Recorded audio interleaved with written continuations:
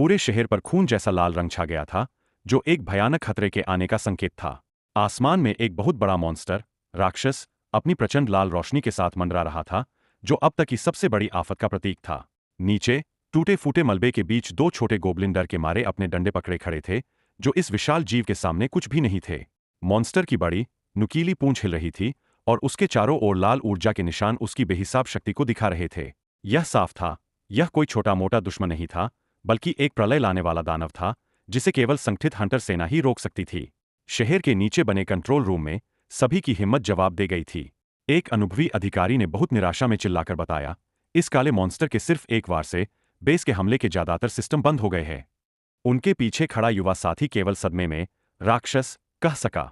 अधिकारी के चेहरे पर हार साफ दिख रही थी, और उनके मन में आखिरी सवाल गूंज रहा था, क्या यह सब खत्म हो गया?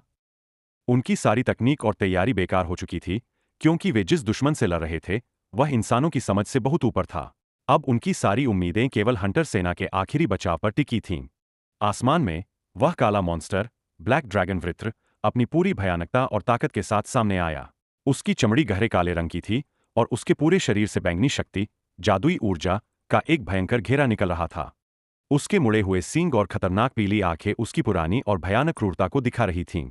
उसके चारों ओर तैरते हुए प्रतीक उसकी असीम जादुई शक्ति की निशानी थे। मॉन्स्टर के गले के नीचे, एक जलते हुए लाल फ्रेम में, उसका नाम, ब्लैक ड्रैगन मॉन्स्टर, वृत्र, स्पष्ट रूप से लिखा था। इस विनाश को केवल विशेष प्रशिक्षित सेना ही रोक सकती थी, जो जान हथेली पर रखकर आगे बढ़ी थी। मॉन्स्टर की भयानक आवाज से पूरा इलाका कांप उठा।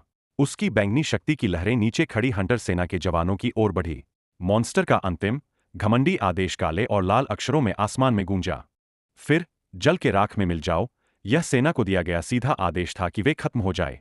मॉन्स्टर की शक्ति के सामने, सेना के जवान छोटे दिख रहे थे, पर उनका हौसला मजबूत था। मॉन्स्टर ने बिना देर किए अपना हमला शुरू कर दिया। उसके मुंह के चारों ओर ऊर्जा का एक बड़ा गोला बना, और उसने अपनी बैंगनी ज्वाला को दो भयंकर किरणों में नीचे की ओर फेंका। यह वार इतना ताकतवर था कि लगा जैसे आसमान फट गया हो। बैंगनी रंग की ये विनाशक किरणें सीधे हंटर सेना के बचाव बिंदु की ओर आ रही थीं।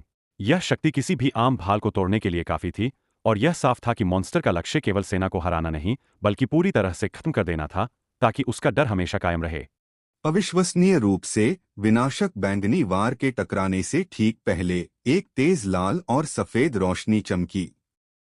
कंट्रोल रूम के अधिकारी, जो बाहर देख रहे थे, डर और हैरत से अपने सिर पकड़कर खड़े हो गए।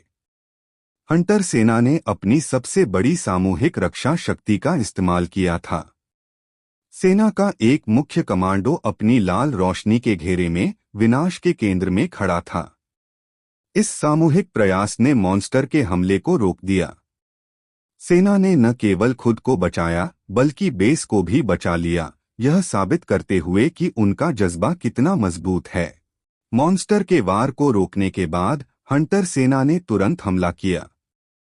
सेना के सबसे ताकतवर हंटर कमांडो ने मॉन्स्टर की अवशोषित बैंगनी शक्ति को अपनी ताकत में मिलाया और उसे अपने दाहिने हाथ में इकट्ठा किया। यह शक्ति एक विशाल बैंगनी रंग के जादुई मुक्के का रूप ले रही थी, जो जोरदार तरीके से आगे बढ़ा।